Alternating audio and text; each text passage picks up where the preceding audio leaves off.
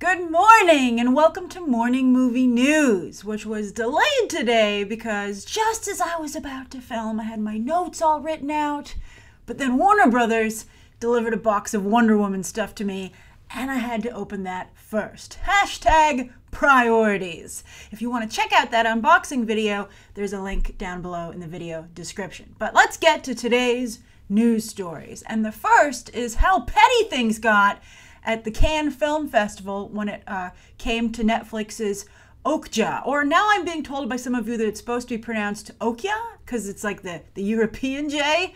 But either way, Cannes wasn't having it. And the headline is, Okja, I'm just going to go with Okja, because it sounds better to me. But anyway, if you feel it's definitively the other way, please let me know down below. But anyway, the headline reads, Okja booed twice at Cannes, and that's a misleading headline. All right, so the first time it was booed was because when they started the screening, its premiere at the Cannes Film Festival, the aspect ratio was off, so they cut off the top and the bottom of the picture. And so people were booing, I guess, to let the projectionist know that not cool, and could you please restart it? And that's really a bummer. As you might recall, that happened for the Ghostbusters screening, that it wasn't in 3D. So they had to, we watched like the first 15 minutes and then they had to like restart it. And it really kind of like, it lessens the impact of the film. It's not good. And then while they were, I guess, resetting it, the industry was abuzz in the screening being like, was this sabotage by the French?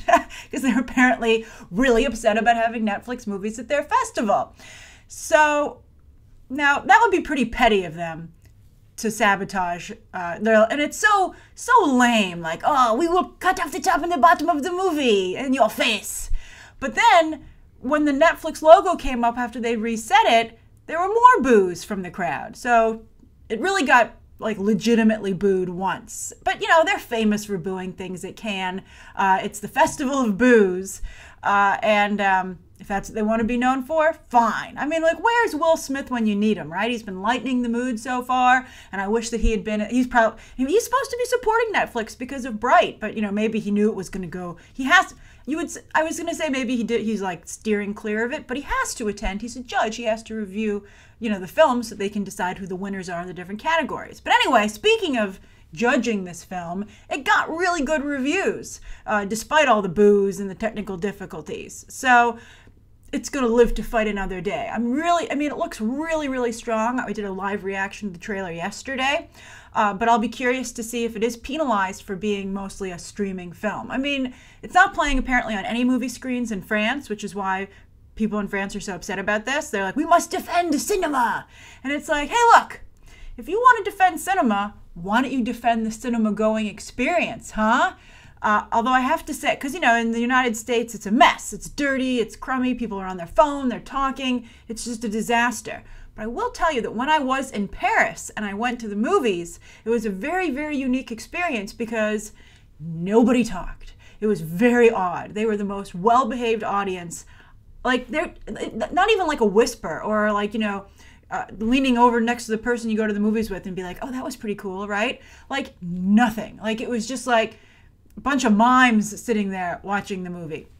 And also, on a side note, they don't eat any snacks at the movies at France, which I also thought was quite odd. I was like they don't even have like French snacks. They're just like no snacks, no beverages, no popcorn, like nothing.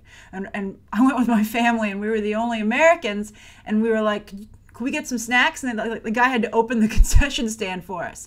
And we part of us, we were like, how long have these snacks been sitting here? But everything was fine. But it was fun. And on a side note, it was because it was funny.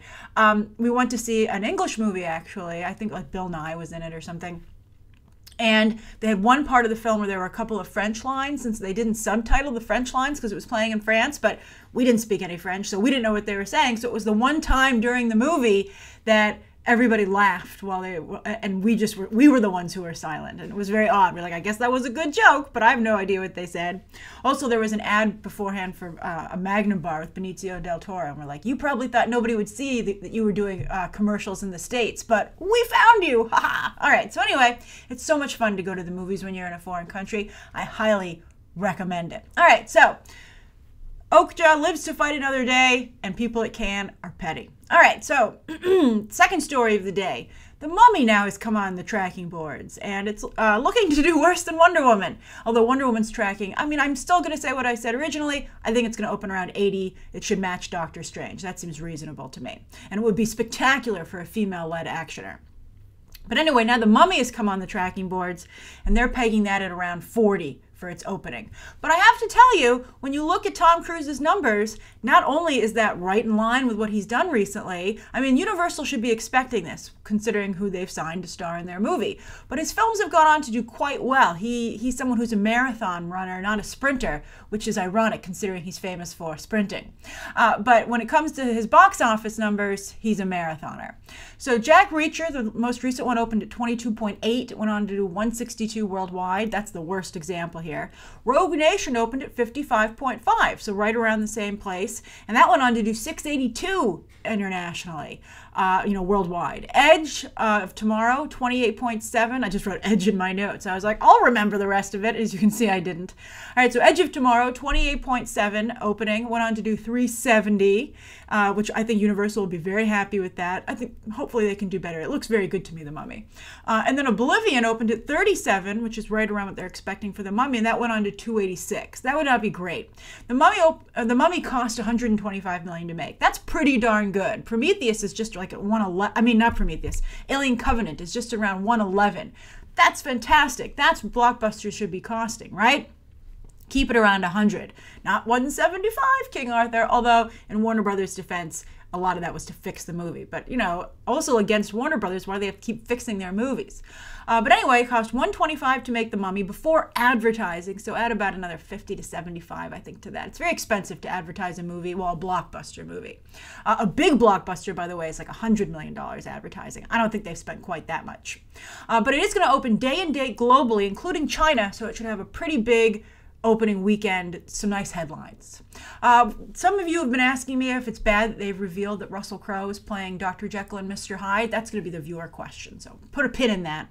But I will say that with the ad campaign, I do feel that they should do a better job letting people know that they're starting a cinematic universe.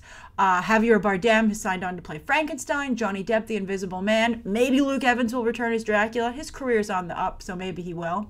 And then I'm kind of curious, based on the latest trailer, if Tom Cruise is going to be the new Mummy, if Sofia Boutella is just a placeholder, and then Tom Cruise is like, I'm the Mummy now. I don't know how I would feel about that. I would have preferred that he play Alan Quartermain or Dorian Gray. He'd be such a good Dorian Gray.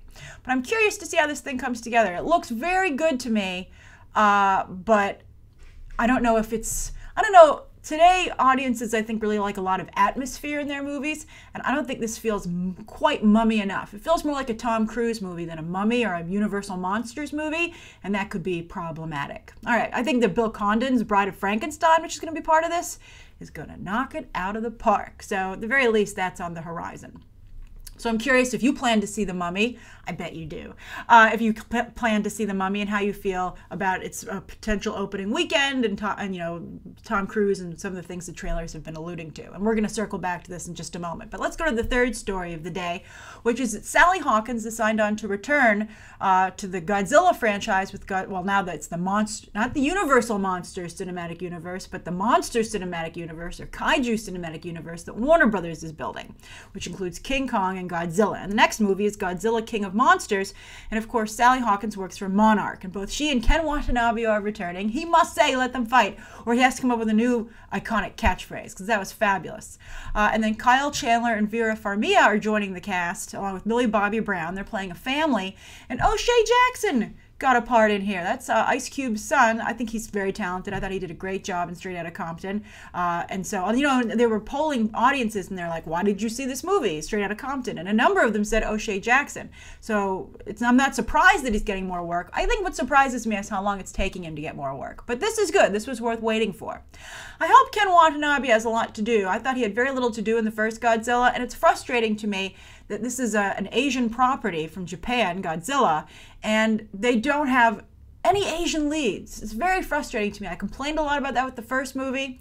I know some of you thought that was ridiculous, but like, look at Steven Yeun, who's in Okja, right? And I've seen a number of you be like, I'm excited about this movie just for Steven Yeun from Walking Dead. Why couldn't he be in Godzilla King of Monsters? I just think it's crazy. And like in Kong Skull Island, they had Tian Jing had like one line. Maybe in the Chinese edit she has some more lines, but it was ridiculous. And then they had that fantastic setup with the pilots, and they didn't keep the Japanese pilot, which seems so obvious to me. But good for Sally Hawkins. I'm excited. I liked Godzilla. I thought Godzilla had potential, even though it wasn't realized. I thought Kong Skull Island was certainly a huge improvement, and I thought parts of that movie were fabulous, and it was certainly a fun ride throughout. And I'm excited to see Godzilla King of Monsters. It's got 11 from Stranger Things in it, but we'll see how the film comes together. All right, so let's go to the viewer question. So Willis Johnson said, what is your opinion on them revealing Dr. Jekyll, in the Mummy campaign? Wouldn't it not have been 10 times better to have it be a surprise for the film? And the reason I picked this as the viewer question today is not an argument, but a discussion, a spirited discussion that we've been having a lot lately. What can you reveal in a trailer and what should you wait to show in the movie? And it's a push and pull. It's a really tough decision because you want to make sure people have a good viewing experience, and it's horrible when you go to the movie and you feel you've already seen all the good parts in the trailers. But you need to make sure that people actually go to the movie, so you have to put your best foot forward in the ad campaign. And then also there's the problem that with today's social media situation, it's very hard to keep a secret. Like this, I don't know if you could do the Sixth Sense today, right? But what my solution is that you should go 50-50. I think that I would reveal that Russell Crowe is playing Dr. Jekyll and Mr. Hyde, and I don't think they've even revealed it strong enough, to be honest with you. But I wouldn't show what he looks like as Mr. Hyde. I'd be like, oh yes, this is Dr. Jekyll, and we all know where that's going, and you have to see the movie if you want to see him go to the dark side. And then that would be what would be something that would drive traffic when the movie opens. What does he look like? Everybody would have a lot of interest in that, and it would be a great reveal on screen. So these people who make these movie campaigns are supposed to be professionals. They're supposed to be able to figure out the best way to sell a movie while at the same time protecting the movie-going experience. And not only do the people who promote the movie have to be professionals, but so do the people who make the movie. That's something that people should be paying attention to from the very first stages, from the screenwriting stage. Okay, do I have enough things for the trailer, and is it structured in a way that if you show a little bit in the trailer, I haven't given everything away? I think that's really important, And for instance, I've talked a lot about, that John Carter of Mars didn't do that, and that in ID4 with the White House exploding is famous for making sure they did that shot first. And in response, one of you pointed out an article to me where Kevin Feige admitted that Marvel plans its shooting schedule around what they want to show in the trailers. So they're able to look at the script and I guess the storyboards to some degree and go, these are the moments I want in the first trailer, the second trailer, etc. So let's make sure that we plan the shooting schedule so that's ready to go when it needs to be. And that is such fantastic planning and attention to detail. And that's why Marvel is so consistently full of win. They work for it. And so I would like to see that kind of discipline and forethought in all the movie studios and their pictures. So that's my answer to that. I think you don't want to give everything away, but some of you, I think, are asking things.